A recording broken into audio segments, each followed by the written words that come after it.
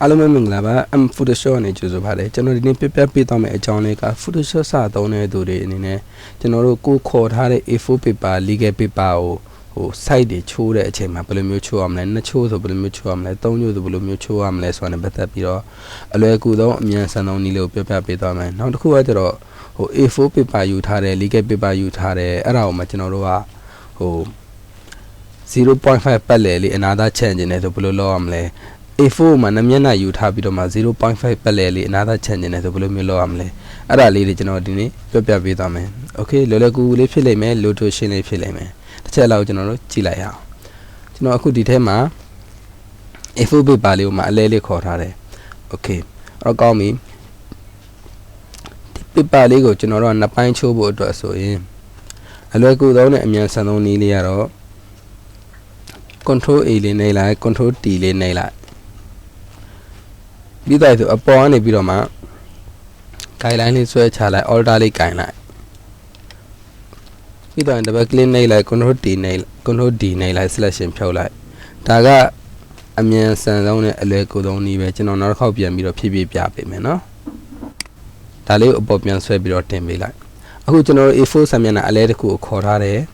ခေါ်ထားပြီးတော့တဲ့အချိန်မှာControl A နှိပ်လိုက်တယ်အကြောင်းရင်းကစာမျက်နှာတစ်မျက်နှာလုံး select ပေးလိုက်တာပြီးတော့တဲ့အချိန်မှာ Control T နှိပ်လိုက်တယ်အကြောင်းရင်းကကျွန်တော်တို့ selection ပေးထားတဲ့အစိပ်ပိုင်းလေးကို transform ခေါ်လိုက်တာ transform ခေါ်ပြီးဆိုတော့စံနာအမတ်ပါလာပြီလေအဲ့ချိန်မှာကျွန်တော်တို့အပေါ်ကနေပြီးတော့မှ line လေးဆွဲချလိုက်တယ် guideline လေးဆွဲချတဲ့အချိန်မှာ तू ကအလဲဖြစ်နေတာကိုအဲ့ဒါကိုကျွန်တော်တို့ကတဲ့ဖို့တော့ alter key လေးထောက်လိုက်တဲ့အချိန်မှာ तू ကလုံးဝအတက်ဖြစ်သွားပြီကျွန်တော်တို့အပေါ်ကနေဆွဲချတာဖြစ်တော့အနီးကပ်ဆုံးမှာရှိနေတာဖြစ်တဲ့အတွက်စံနာမှာ quality ဖြစ်သွားပြီပြီးတော့ရင်ဒါလေးကိုလွတ်ပေးလိုက်အောင်မယ်ပြီးတော့ transform ဝင်နေတာဖြစ်တဲ့အတွက်အဲ့ဒါလေးကို double click နှိပ်ပြီးဖြုတ်လိုက်လို့ရတယ် selection ဝင်နေတာဖြစ်တဲ့အတွက် selection control D နှိပ်ပြီးတော့ရင်ဖြုတ်လိုက်လို့ရတယ်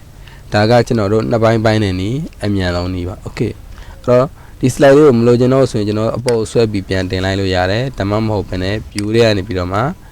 clear slide ဆိုပြီးနှိပ်ပေးရင်လည်းပဲရတယ် okay အဲ့တော့ဒါကပထမတနည်းပြီးသွားပြီ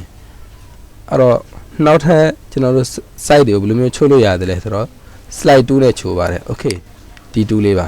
ဟုတ်ပြီနော်အဲ့တော့ slide 2နဲ့ဘယ်လိုချိုးမလဲဆိုတော့ကျွန်တော် right click နှိပ်တယ်ပြီးတော့ဆိုရင် box လေးတစ်ခုပေါ်လာလိမ့်မယ်ပြီးတော့ဆိုရင် device slide ကိုသွားလိုက် horizontally နဲ့ vertically okay အဲ့တော့ကျွန်တော်တို့ကdevice slide horizontally အမှန်ကြီးလေးပေးလိုက်တယ်ဆိုရင်ဒီမှာ slide down နဲ့တွေ့လားသူဒီကျွန်တော်တို့အပေါ်အောက်ကိုချိုးပေးလိုက်မယ်ကျွန်တော်တို့ကအခုလောလောဆယ်ဒီအချိန်မှာကအပေါ်ချိုးချင်တယ်မဟုတ်တော့အဲ့ဒါကိုမဖွင့်တော့မှရတယ်ပေါ့နော် okay vertically ကိုသွားလိုက်သွားပြီးတော့ဆိုရင်ဒီမှာ1ဆိုရင်တော့သူဒီတစ်ခုတည်းပဲရှိမယ်ပေါ့ဒီမှာ2လို့လောက်လိုက်တယ်ဆိုရင်ကျွန်တော်တို့ဆံမျက်နှာဒီနှစ်ပိုင်းဖြစ်သွားလိမ့်မယ် okay ကြည့်လို့3လို့လောက်လိုက်တယ်ဆိုရင်3ပိုင်းဖြစ်သွားလိမ့်မယ်4ဆိုရင်4ပိုင်းရှင်းရှင်းလေးပဲဒါပေမဲ့ကျွန်တော်ဒီထဲမှာကိုတက်မှတ် area အတွင်းမှာကိုလောက်ချင်တာလောက်လို့ရပြီပေါ့အရန်အဆင်ပြေတဲ့အရန်မြင်တယ် okay ကိုလိုချင်တယ်ဆိုရင် okay ပေးလိုက်မလိုချင်တော့ဆိုရင် cancel ပေးလိုက်ပေါ့ okay မြင်တောင်လို့တော့ပြလိုက်မယ်နော် right click နဲ့ device slide ဒီထဲမှာတော့1 2 3ပြီးတော့ okay ပေးလိုက်ဒါဆိုရင်3ပိုင်းဖြစ်သွားပြီကိုလိုချင်တဲ့အစိပ်ပိုင်း AC တတိုင်းဆွဲလို့ရပြီမလိုချင်တော့ဆိုရင် view တွေကိုတော့ clear slide right click ပြန်နေ device slide ဒီမှာ 4လိုချင်4လို့ပေးပါပြီးတော့ okay ပေးလိုက်ဒါတွေကိုလိုချင်တဲ့အတိုင်း design ဆွဲအောင်မယ်မလိုချင်တော့ဆိုရင် view တွေကိုတော့ clear slide okay အဆင်ပြေသွားပြီအဲ့တော့ဒါကကျွန်တော်အလဲပေါ့နော်အဲ့တော့ image တွေကနေပြီးတော့မှ image rotation တွေကိုတော့ထောင်းလိုက်ဒီလိုကျွန်တော်တို့က10ခုစာလိုချင်တယ်ဆိုရင် slide 2ကိုတော့ right click ကိုနှိပ်ပြီးတော့ဆိုရင် device slide ကိုတော့ပြီးတော့ရင်ဒီမှာက2ပဲပေး sorry ပြီးတော့ဆိုရင် horizontally မှာကျွန်တော်တို့5ပေးလိုက်ဒါဆိုရင်ကျွန်တော်တို့ရဲ့ slide က10ခုစာရသွားပြီ okay အဲ့10ခုတွင်မှာကိုသတ်မှတ်ချက်တိုင်းလုပ်ပေါ့ okay control 0 control 0နှိပ်လိုက်တာ fit second ဖြစ်အောင်လို့ okay အဲ့တော့လိုချင်တော့ဆိုရင် view တွေကိုသွားမယ် clear slide ကိုနှိပ်မယ် right click ကိုနှိပ်မယ် device slide ကိုသွားမယ်ဒီတစ်ခါကျွန်တော်တို့ကဘာလိုချင်တာလဲဆိုတော့ sticker အခု90sticker size ပေါ့နော် A4 တစ်ချက်တည်းမှာ sticker size အခု90လိုချင်တယ်ဒါမှမဟုတ်40လိုချင်တယ်ဆိုဘယ်လိုလုပ်ရမလဲဆိုတော့အရင်ဆုံးဒီမှာကျွန်တော်တို့က10သွားပြီးတော့ပေးလိုက် okay ဒါဆိုရင် 20ဖြစ်မယ်ပေါ့ဒီမှာ3သွားတိုးလိုက်တယ်ဆိုရင်ဒါဆိုရင်30 size ဖြစ်မယ်ဒီမှာ4သွားတိုးလိုက်တယ်ဆိုဒီမှာ40 size ဖြစ်မယ်ဒီမှာ5သွားတိုးလိုက်တယ်ဆိုဒါ50 size ဖြစ်သွားမယ်ရိုးရှင်းရှင်းလေးပဲ okay ပြီးသွားပြီဆိုရင် okay ပေးလိုက်ဒါဆိုရင်အရင်အဆင်ပြေတယ်ရမယ်နော်အဲ့တော့ကျွန်တော်ခုနကအလဲချိန်နေလို့လိုချင်တဲ့တော့ control order z နဲ့ပြန်ပြီးတော့စုပ်လိုက်မယ် okay control 0ပြန်နှိပ်လိုက်မယ်ဒီလိုအလဲလေးရသွားပြီရသွားပြီဆိုတော့ကျွန်တော်အခုဒီ A4 စာမျက်နှာလေးကို 0.5 ပတ်လည်လေးချမ်းနေတယ်ဆိုရင်တော့ Photoshop ထဲမှာလေးသတ်မှတ်ချက်တွေအရင်မရှိဘူးကိုအဲ့ဒီရရှိသလိုလုပ်လို့ရတယ်အဲ့တော့ကျွန်တော်ကတော့ဘာလုပ်မလဲဆိုတော့ဒီမှာ shape tool လေးကိုသွားယူလိုက်မယ် click လေးတစ်ချက်နှိပ်လိုက်မယ်နှိပ်ပြီးသွားရင်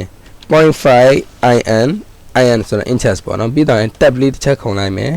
0.5 in ပြီးတော့ဆိုရင် okay ပေးလိုက်ဒါဆိုရင်ကျွန်တော်ဒီ shape လေးတစ်ခုကြာလာလိမ့်မယ်ဟုတ်ပြီနော်ပြီးတော့ဒါလေးကိုဒီဘက် download ကိုသွားပြီးတော့ပေးလိုက်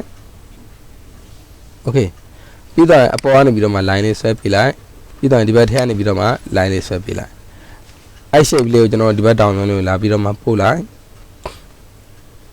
ဒီပေါ်ကနေပြီးတော့မှဒီ line လေးဆွဲပေးလိုက်ပြီးတော့ဆိုရင်ဒီအောက်ကနေပြီးတော့မှဒီ line လေးဆွဲပေးလိုက် okay ဒါဆိုရင်ပြီးသွားပြီအဆင်ပြေသွားပြီ okay အဲ့တော့ဒါက A4 တမျက်နှာရဲ့ပုံစံပေါ့နော်တကယ်လို့ A4 နဲ့မျက်နှာအောင်မှာ 0.5 ပတ်လက်ချန်နေတယ်ဘယ်လိုလုပ်ရမလဲဆိုတော့ခုနကကျွန်တော်အစပြောခဲ့တဲ့နည်းပြန်ပြီးတော့ပေါင်းမယ် okay အဲ့တော့အောက် background layer လေးကို select ပေးလိုက် control A နှိပ်မယ်ပြီးတော့ဆိုရင် control T နှိပ်မယ်အဲ့ဆိုရင်အလဲကောင်စက်နာလေးပေါ်လာပြီး order လေးကင်ပြီးသွားရင်သူအလဲမလေးမှတ်ပေးလိုက်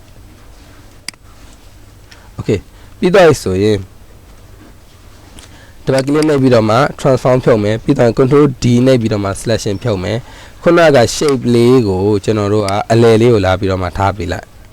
ပြီးတော့ဆိုရင်ဒီဘက်ကနေပြီးတော့မှ line လေးလာပြီးတော့ဆွဲပေးလိုက် shape လေးကိုဒီဘက်ထဲကိုနေရာရွှေ့လိုက်ပြီးတော့ဆိုရင်ဒီဘက်ကနေပြီးတော့မှ line လေးလာဆွဲပေးလိုက် okay ပြီးတော့ shape လေးကမလိုအပ်တော့ဘူးဆိုတော့ delete နှိပ်လိုက်ဒါဆိုရင်ကျွန်တော်တို့အဆင်ပြေသွားပြီ okay အခုကျွန်တော်ပြပေးခဲ့တဲ့နည်းလေးတွေက Photoshop စသုံးတဲ့သူအနေနဲ့ဆိုရင် paper size ချိုးရတာဖြတ်သားချင်ရတာကအရင်လွယ်မယ်နည်းလေးတွေလို့ထင်ပါတယ်ယုံကြည်ပါတယ်အားလုံးကိုလည်းပဲအကျိုးတစုံလေးဖြစ်စေလိမ့်မယ်လို့လည်းမျှော်လင့်ပါတယ်အားလုံးပဲ thank you ပါ